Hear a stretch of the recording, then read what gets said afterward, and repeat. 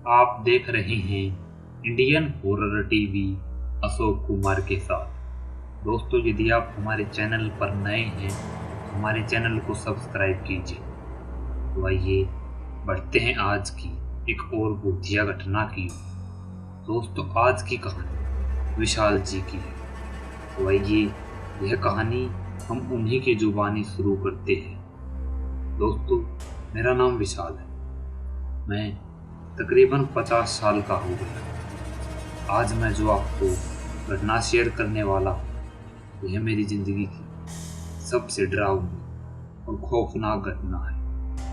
यह मेरे साथ तब घटी थी जब मैं बचपन में मेरे गांव में रहता था। बचपन में नादान होने के कारण मेरे ऊपर एक ऐसा जादू टोना हो गया था जिससे कि मैं किसी कांटे की भांति सूख गया था। मैं बिल्कुल मरने की कगार पर ही आ गया था, लेकिन फिर एक बाबा ने मेरी जान बचा दी। तो आखिर क्या हुआ था मेरे साथ, आइए कहानी को शुरू करते हैं। जैसा कि आपको पता ही है, मैं बचपन में अपने गांव में रहता था। मैं जब यही कोई 10 से 11 साल का था, मुझे इन जादू टोनों की कुछ भी समझ नहीं थी, क्योंकि छोटे बच्चे नादान होते हैं और उन्हें इन सब के बारे में कुछ भी नहीं पता होता। मैं उन दिनों अपने गांव के ही एक स्कूल में जाया करता था। एक दिन स्कूल की छुट्टी होने के बाद मैं अपने घर जा रहा था कि रास्ते में ही एक आदमी ने मुझे एक लड्डू दिया और मुझसे कहा कि ये प्रसाद है।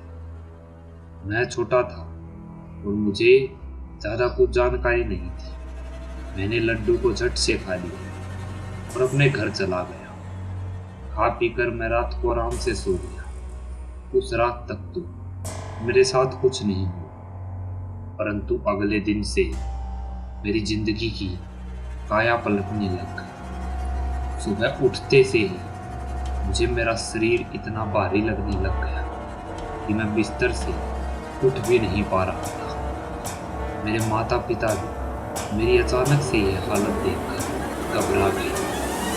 दोस्तों, दिन प्रतिदिन मेरी हालत बद से बदतर होती गई और कुछ ही दिनों में मैं किसी कांटे के भांति सूख गया। मैं सारा दिन बिस्तर में पड़ा रहता था। अपने आप से तो मैं उठ भी नहीं पा रहा था। मेरे पिता ने मुझे अलग अलग वैद्य, अलग अलग डॉक्टरों को दिखा दिया था, परंतु किसी को भी मेरे साथ क्या हो रहा है इसके बारे में पता नहीं चला। लेकिन मेरी हालत दिन प्रतिदिन इतनी बेकार होती जा रही थी कि मेरी माँ तो मेरी हालत देखकर रोने भी लग गई थी। मेरे आस पड़ोस के लोग मेरी यह हालत देखकर डर गए थे, क्योंकि मैं किसी कांटे के भांति हड्डियों का ढांचा हो गया था। मैं एक रात की बात है, अचानक से मेरी आंखें खुली। मुझे अपने सामने एक काला साया दिखाई दिया। उस दिन के बाद से मुझे रोज वह काला साया दिखाई देता था।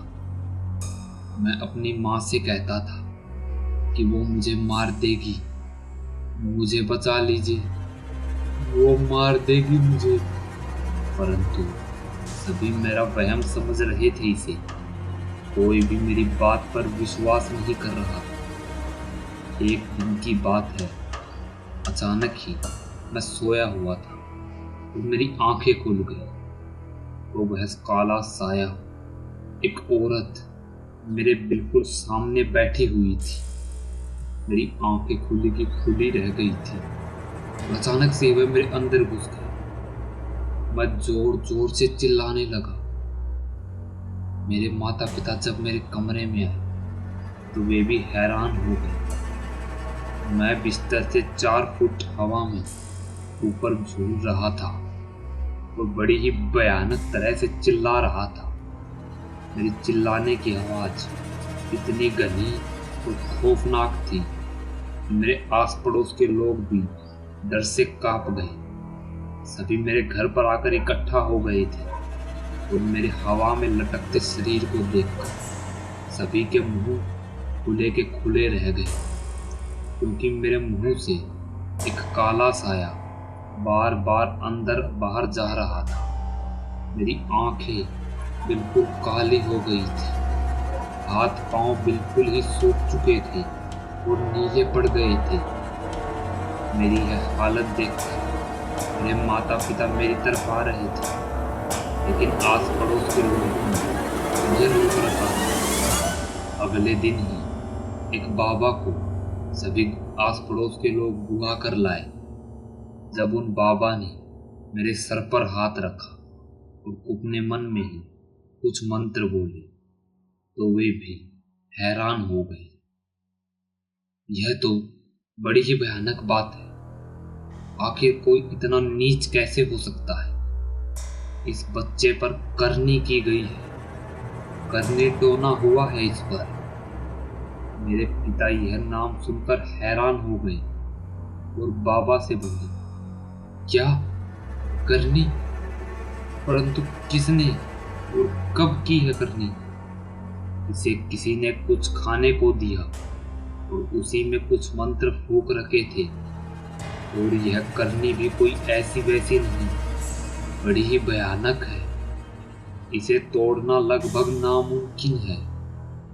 मेरे माता पिता उस बाबा के सामने गिड़गिड़ाने लगे, रोने लगे, बाबा कुछ तो करो, मेरे बेटे को बचा लो।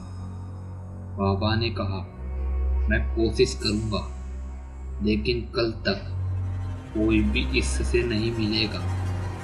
मैं इसके माथे पर बहुत लगा रहा हूँ और एक काला धागा बांधता हूँ इसके हाथ। याद रहे, कल तक जब तक मैं ना हूं, कोई भी इसके पास नहीं आएगा, नहीं तो वह आत्मा बेकाबू हो जाएगी। सभी ने वैसा ही किया। अगले दिन जब बाबा आए, उन्होंने सभी को बाहर जाने के लिए कह दिया और अंदर कमरे में बंद हो गए। तकरीबन आधे दिन तक वे कमरे के अंदर ही बंद रहे और जोर जोर से किसी के गुर्राने की और पंडित के मंत्र पढ़ने की आवाज सुनाई दे रही थी। आधे दिन के पश्चात वे बाबा बाहर निकले और उन्होंने कहा, अब घबराने की बात नहीं, मैंने उसे टाल दिया है, लेकिन याद रहे, उसे हर रोज मंदिर में दर्शन करवाने के लिए जाना है और अपने हाथ में उसके धागा बंधा हुआ है। वह किसी भी कीमत पर खुलना नहीं चाहिए, नहीं तो वह आत्मा फिर से इसके पीछे पड़ जाएगी और इस बार इसे मैं भी नहीं बचा पाऊंगा। हर अमावस्या के दिन तुम्हें मुझसे वह धागा बदलवाना हो। हर अमावस्या को उस धागे को बदलना, मंत्रों के साथ अभिमंत्रित करना। उस दिन के बाद मेरे माता पिताजी मुझे रोज मंदिर के दर्शन करवाने ले जाते और भगवान के सामने मुझे झुककर उनका प्रणाम करना पड़ता। तकरीबन 4 से 5 साल तक यही सब चलता रहा। मैं हर अमावस्या को पंडित जी के पास जाकर धागे को बदलवाता था और हर रोज मंदिर जाता था। मेरे माता पिता ने अब वह गांव छोड़ दिया था और हम शहर आकर बस गए थे। दोस्तों, यह घटना जो मैंने आपके साथ सुनी, यह मुझे आज तक याद है। मेरी जिंदगी का सबसे डरावना पल था वह। मेरा कमरा तब बिल्कुल ऐसे सड़ने लग गया था कि जैसे किसी मरी हुई लाश में से दुर्गंध आ रही थी।